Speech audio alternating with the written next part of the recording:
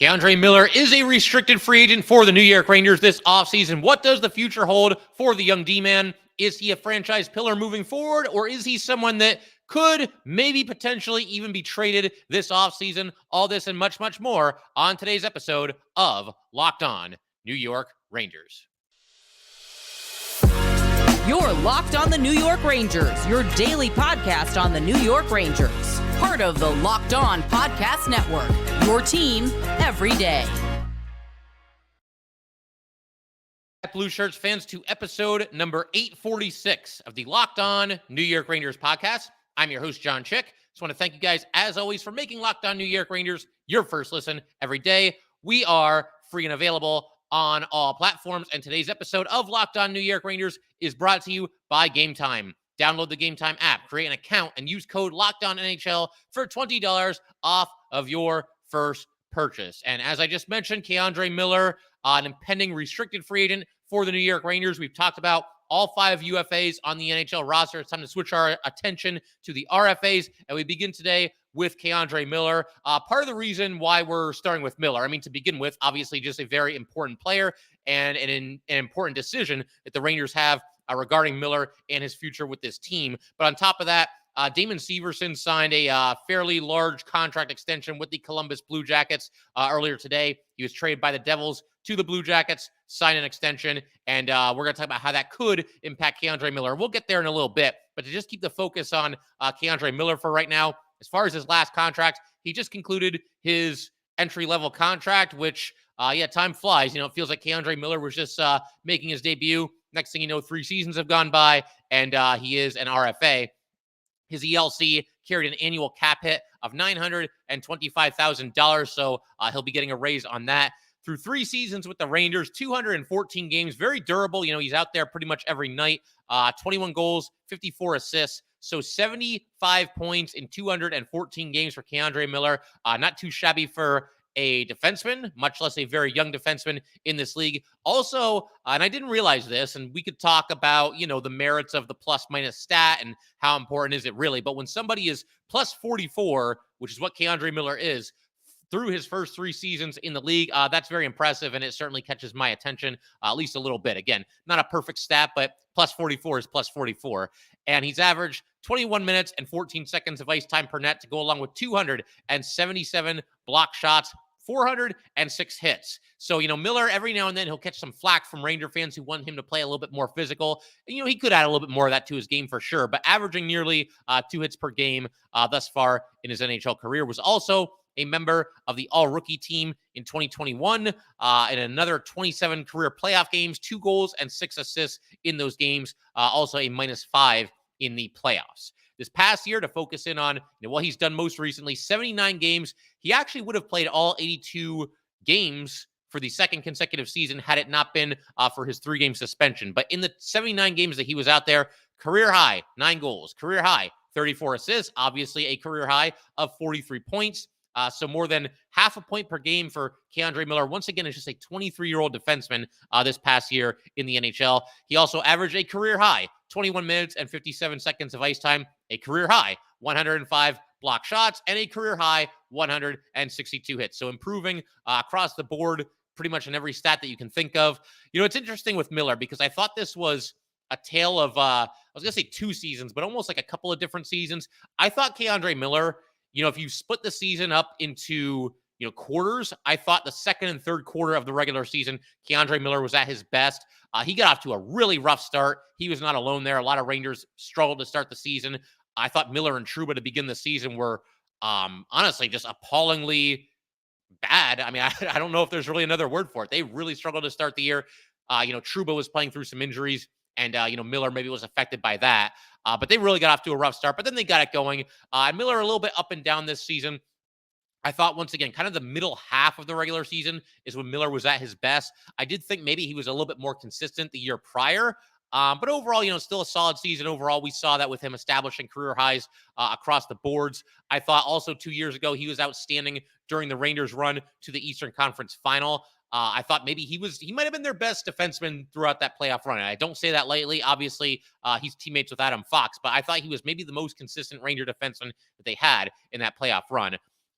But, again, this is for Keandre Miller, somebody that's sort of become, and we'll see if this stays intact, but I feel like he's become truly one of the young pillars of this team. There's so much focus, and rightfully so, on Alexi Lafreniere and Capo Caco, and then to a lesser extent, guys like Philip Hedl. You can maybe even throw Braden Schneider in there too. High draft picks for the Rangers over the last handful of seasons here. But Keandre Miller, again, he is somebody that's really become a pillar. I know a lot of Ranger fans out there, they'll sort of lament the fact that the Rangers can't seem to really develop enough of their draft picks, particularly high draft picks, and even more particularly players that they draft in the top 10 overall. But with Miller, I feel like you got to call him a success story overall in that department for the New York Rangers.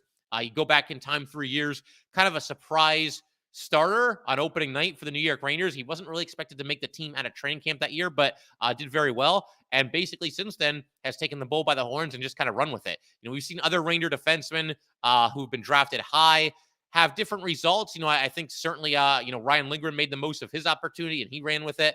The same can be said for Braden Schneider. But then you have guys like, Nils Lundqvist, Zach Jones, probably a couple others that I'm forgetting here as well. Libor Hajek, you can even throw him into that category. But players that have had chances and haven't really been able to solidify themselves as one of the top 6 defensemen on this team. But Keandre Miller, again, took the bull by the horns, ran with the job, never looked back. And the Rangers overall, not to go on too much of an aside here, but they have done a nice job developing their defense. And you look at Fox, Lindgren, Miller, and Schneider, they certainly spring to mind immediately. And I realized with Lindgren and Fox, they were drafted by other teams, but they debuted with the Rangers. And obviously all those guys have, done a nice job for the Rangers, despite all obviously being very young. And I feel like, if you're a fan of this team, or if you're, a member of the coaching staff, whatever it might be, I feel like you have to feel pretty good about what you've gotten from Keandre Miller over these past 3 years here. Hasn't always been perfect. There's been times where, he's had a young player hiccup, whatever you want to call it.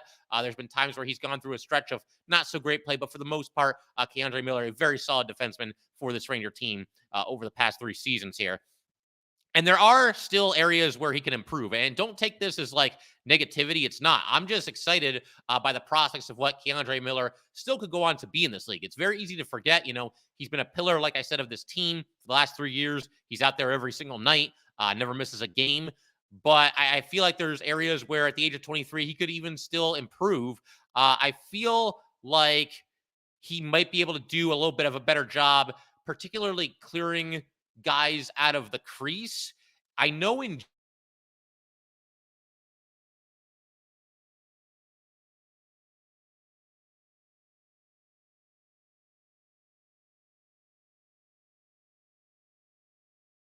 I think in time he can and perhaps even will do that. I think in particular, though, if we're really honing in on one aspect of his game, for me, it's doing a better job clearing guys out of the crease. There were too many shifts last year where Miller was kind of in the vicinity and, the puck's behind the net and they're looking to pass out in front to set up somebody on the doorstep there. And I thought in some instances, Miller could have done a better job bringing a little bit more physicality, knock the guy off balance a little bit. You can't do what you used to be able to do when defending the crease. You can't just cross-check guys viciously in the back anymore, which is probably for the better. But you could be a little bit more physical than I think at times Keandre Miller was, certainly this past season. But overall, again, I think you have to like what you've gotten from Miller.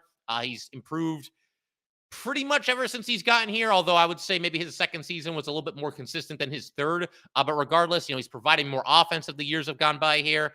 Seems more comfortable. He'll go in deep, in the offensive zone from time to time, and seems a little bit more willing to take advantage of pretty nasty slap shot that he has. And I'd like to see him do more of that going forward as well. Might also start to become more of a staple on the power play. There were times he was on the second unit this past season, and we'll see who the next Ranger coach is, but I'll be interested to see how they deploy him on the power play as well. But yeah, Keandre Miller, again, solid start to his career and the potential to get that much better, and somebody that, not to spoil anything here, but I think the Rangers can and should and probably will look to extend him this offseason and keep him in the fold going forward.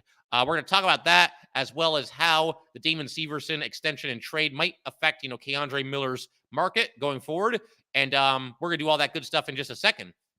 But first, gotta let everybody know, today's episode of Locked On New York Rangers is brought to you by Birddogs. Birddogs make you look good. Birddogs stretch khaki shorts are designed to fit slimmer through the thigh and leg, giving you a truly sculpted look. Birddogs shorts do the exact same thing as Lululemon, but they fit way better. They fit way better than regular shorts that are made of a stiff, restricting cotton. Birddogs fixed this issue by inventing cloud knit fabric that looks just like khaki, but stretches so you get a way slimmer fit without having to sacrifice any movement. Birddogs uses anti-stink sweat wicking fabric that keeps you cool and dry all day long. Go to birddogs.com/lockedonnhl and enter promo code LockedOnNHL for a free Yeti-style tumbler with your order. That's birddogs.com/lockedonnhl for a free Yeti-style tumbler. You won't want to take off your bird dogs once you're wearing them. We promise you. Once again, go to birddogs.com/lockedonnhl and enter promo code LockedOnNHL.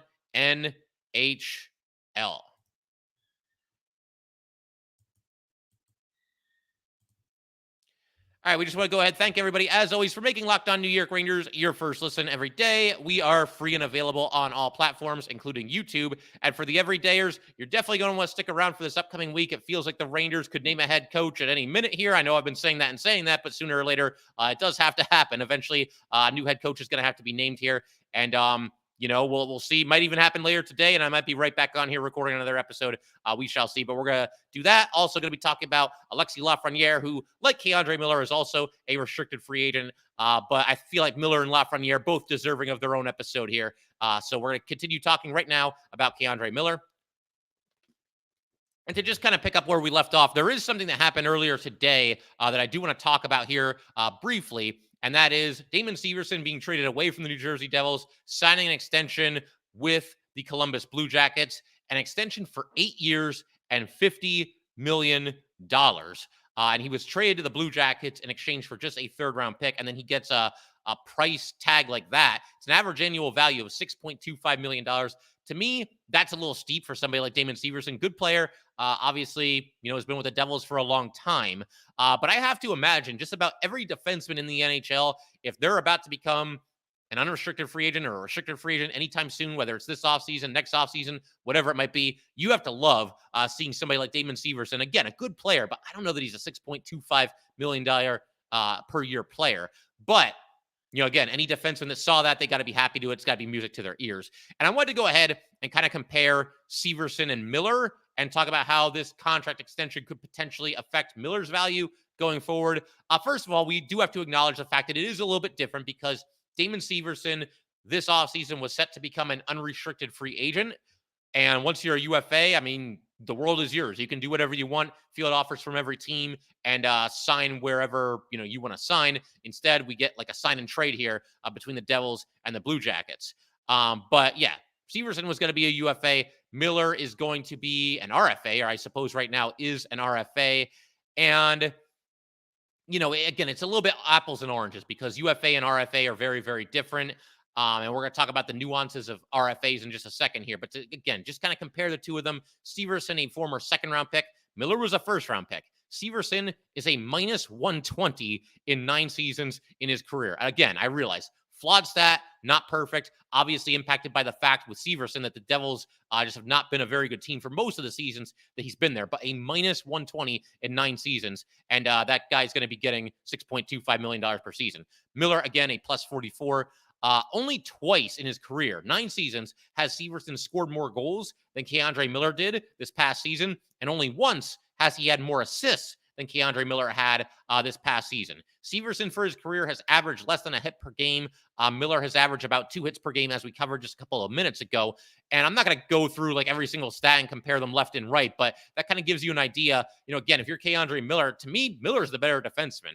And he's a little bit handcuffed because he is a restricted free agent. But, I mean, in due time, K'Andre Miller is going to get his bag. He's going to get his payday if his career continues to go on the same path that, it's gone so far in the first 3 seasons here. But to kind of review restricted free agency, because it is kind of nuanced, it's a lot more complicated than unrestricted free agency. It's explained very, very well in an article written by Wayne Jones on HockeyAnswered.com. And I'm going to borrow some of what he said here. So all the credit in the world to Wayne Jones for breaking this down and making this a lot more easy to understand because, again, it is nuanced. It can be a little bit complicated. So a player becomes an RFA when their entry-level contract expires, but before they reach unrestricted free agency status. And the team and I'm getting most of this. I mean, I know some of this, obviously, but I'm getting a lot of this also from Wayne Jones' article here. The team that has the restricted free agent basically holds all the leverage because the player's rights still belong to the team that he's with. A team holds the rights of a player that it drafts for a minimum of 7 years or until they are 25, whichever one of those two things comes first. Technically, an RFA can sign with another team, but the team that drafted them, once again, holds their rights and they can match any offer that is made to them. If the offer is not matched, then the team signing the player must give compensation in the form of draft picks based on the dollar value that the player is signed for. So offer sheets, it's something that pops up every now and then as far as, discussions are concerned. They're very rare. I mean, we saw it with Kokaniemi a couple of seasons ago, but they're very rare and they're almost always matched. So again, the player that's an RFA does not have a whole lot of leverage against his current team.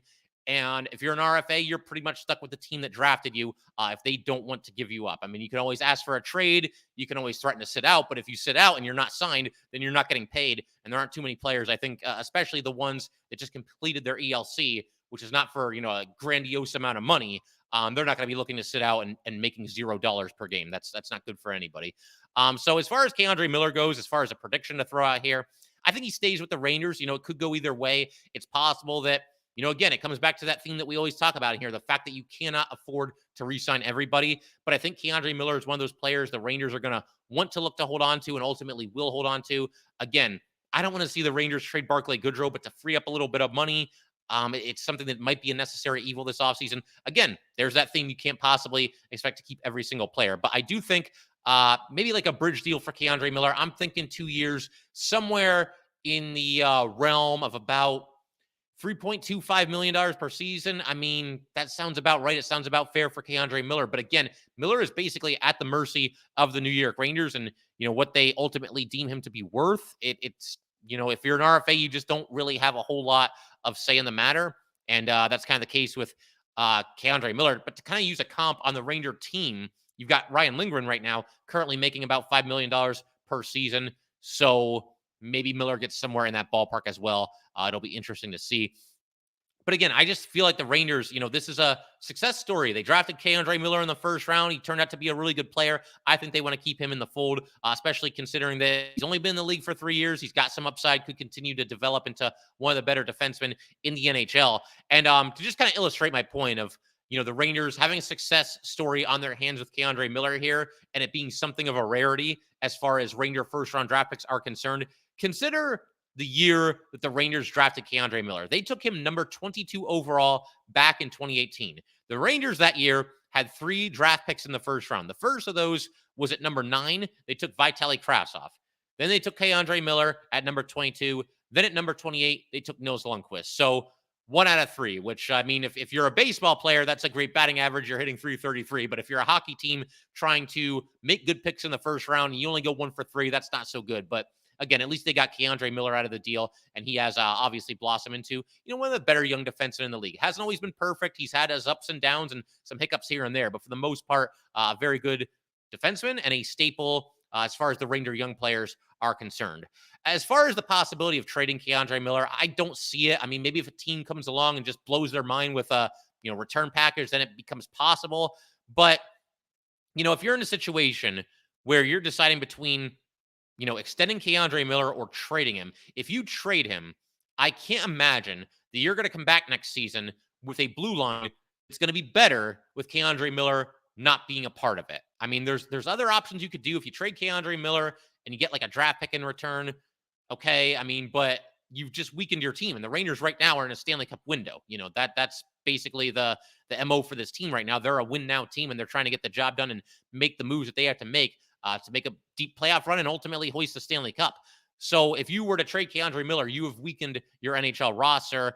I mean, you could do something like you could re-sign Nico Mikkola. We talked about that in the episode, where we were discussing Nico Mikkola's impending unrestricted free agency. But I mean, does that make you a better team? I don't think so. Obviously Miller, he's the better defenseman between the two right now, and obviously has more long-term upside.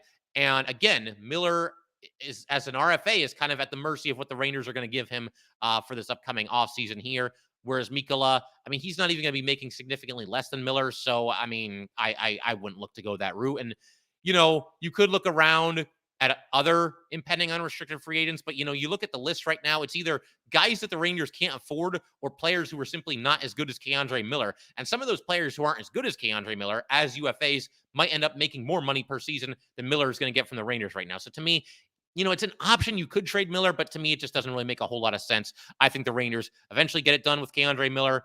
They find a way to keep him in the fold going forward. I don't think it's going to be like some massive extension, but I think you're looking at like a 2-year bridge deal for K'Andre Miller with the New York Rangers going forward here. So we're going to keep everything rolling in just a second. I want to go ahead, switch our attention to some minor league free agents in the Rangers system, some guys that played for the Hartford Wolf Pack this past season. Like I said, this is Locked On New York Rangers, your team every day. We're going to cover every single possible impending UFA and RFA, whether it's a superstar player and a slam dunk Hall of Famer like Patrick Kane, or whether it's the recently re-signed Anton Bleed with the Hartford Wolf Pack. We're going to cover every angle of every possible free agent, and we're going to keep rolling with that with a trio of unrestricted free agents with the Hartford Wolf Pack, and we will do that in just a second. But first, gotta let everybody know that today's episode of Locked On New York Rangers is brought to you by Gametime. Buying tickets to your favorite events should not be stressful. Gametime is the fast and easy way to buy tickets for all the sports, music, comedy, and theater near you. With killer deals on last-minute tickets and their best price guarantee, you can stop stressing over the tickets and start getting hyped for all the fun that you are about to have. Gametime is the place for last-minute ticket deals. Forget planning months in advance. Gametime has deals on tickets right up to the day of the event. Get exclusive flash deals on tickets for football, basketball, baseball, concerts, comedy, theater, and more. The Gametime guarantee means you will always get the best price. If you find tickets in the same section and row for less, Gametime will credit you 110% of the difference. It's the fastest growing ticketing app in the country for a reason. Get images of your seats before you buy so you know exactly what to expect when you arrive. Buy tickets in a matter of seconds, 2 taps, and you are all set. Snag the tickets without the stress with Gametime. Download the Gametime app, create an account, and use code LOCKEDONNHL for $20 off your first purchase. Terms apply. Again, create an account and use the code LOCKEDONNHL for $20 off. Download Gametime today. Last minute tickets, lowest price, guaranteed. All right, let's keep everything rolling here. I want to go ahead and, take a look at some of the unrestricted free agents with the Hartford Wolf Pack. Again, we talked in some recent episodes where we're covering every unrestricted free agent, and we talked in actually our last episode about the freshly re-signed Anton Bleed, as well as Ryan Carpenter and CJ Smith. They all wrapped up the season with the Wolf Pack. They are all impending UFAs, or Bleed was until he re-signed. But we're going to get to 3 more today. They are Tim Gettinger, William Lockwood, and Wyatt Kalynuk. I hope I'm saying that right, but I actually have never heard his name said out loud. And honestly, I'm not too familiar with him. I thought I knew every single player in this franchise inside and out, but we'll learn a little bit more about him in just a second here. But all 3 of these unrestricted free agents fall under the UFA G6 category. And this is per an article from puckpedia.com to kind of explain what that means. A player becomes a Group 6 unrestricted free agent if they are 25, completed 3 or more professional seasons, has a contract expiring, and has played in less than 80 NHL games. For goalies, it's different, but we don't have to worry about that because there are no goalies that fit that description. A professional season defined as any season where a player aged 18 to 19 plays in 11 or more professional games, and a player 20 or older plays 1 or more professional games. So a professional game in the regular season obviously counts toward that total. And so we'll start with Tim Gettinger here. He is a 25-year-old left winger and right winger. Familiar name, one of the more familiar names with the Hartford Wolf Pack that I think Ranger fans have gotten accustomed to hearing about every so often. It seems like he's always up for just a quick cup of coffee with the Rangers. 16 career NHL games for Tim Gettinger, all with the Rangers. That spans 4 different seasons. He's never played more than 8 games in a season, which he did in 2021-2022. That was his career high. No games with the Rangers this past season, and it was the first time he didn't appear in a game with the Rangers in any of the last 5 years. In all 16 of those games combined with the Rangers, no goals, 1 assist. He's a -1 in that time. He's averaged just 9 minutes and 7 seconds of ice time, 10 block shots, 40 hits. So he has averaged more than 2 hits per game, and that kind of comes with the territory. He's a big guy, 6'6", 218 pounds, a former 5th-round pick by the Rangers back in 2016. He's been a productive player with the Wolf Pack this past season, 52 games, 13 goals, 22 assists, so 35 points in 52 games, and then an additional 9 playoff games with the Wolf Pack this past year, 2 goals, 6 assists. With Gettinger, I could see him potentially walking. He just can't quite seem to crack the Ranger lineup, or not with any sort of, consistency. He's up every now and then for just a handful of games, and then he heads back to the Wolf Pack. There's just too much of a logjam in front of him. He was a fairly late draft pick, the 5th round, so I don't think the Rangers really have any grand plans for him.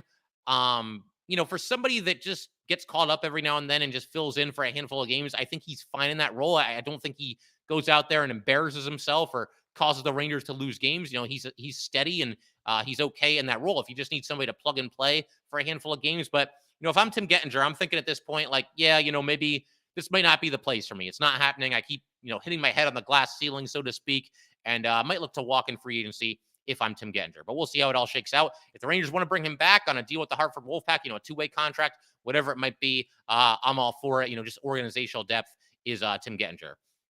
We move on to Will Lockwood, a 24-year-old right winger. Lockwood is actually going to be 25 later this month and before the cutoff date, which is why he falls under the aforementioned UFA G6 category. But he was drafted actually 64th overall by the Canucks in 2016. He was the 3rd pick of the 3rd round that year.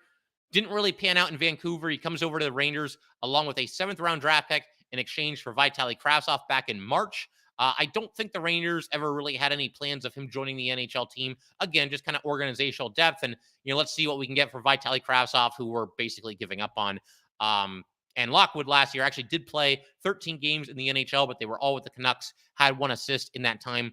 For his career in the NHL, Lockwood has 28 games, no goals, 1 assist, and is a -12.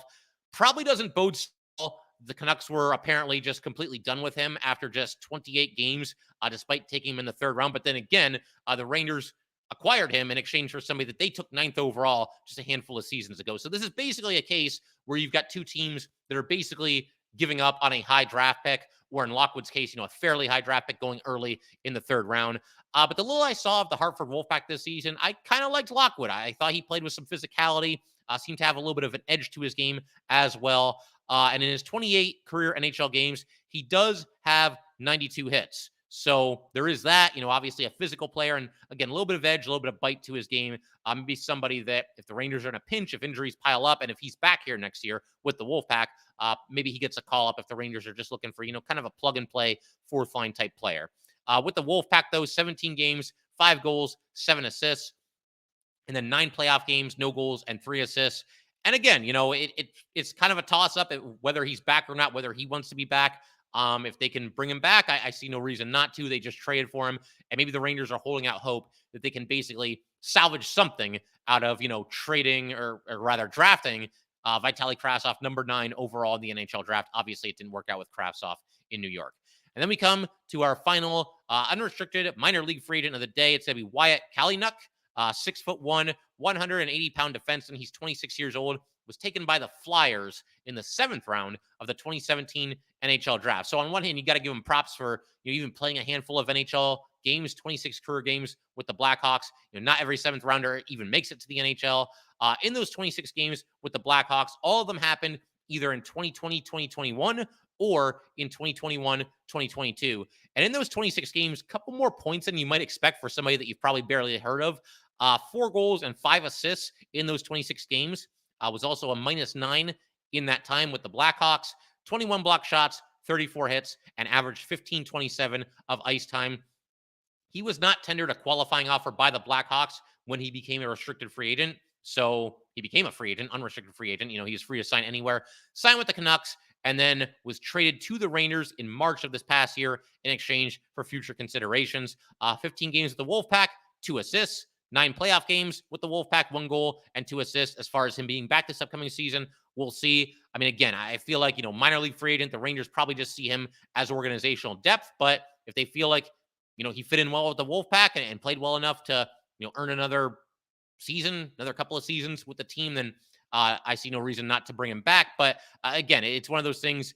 And no disrespect to any of these minor league free agents, but a lot of these guys, whether you re-sign them or not, it's not exactly going to make or break the franchise. But again, if they were happy with what they saw, he feels comfortable here and he wants to be back, I'm sure they can, get a deal done.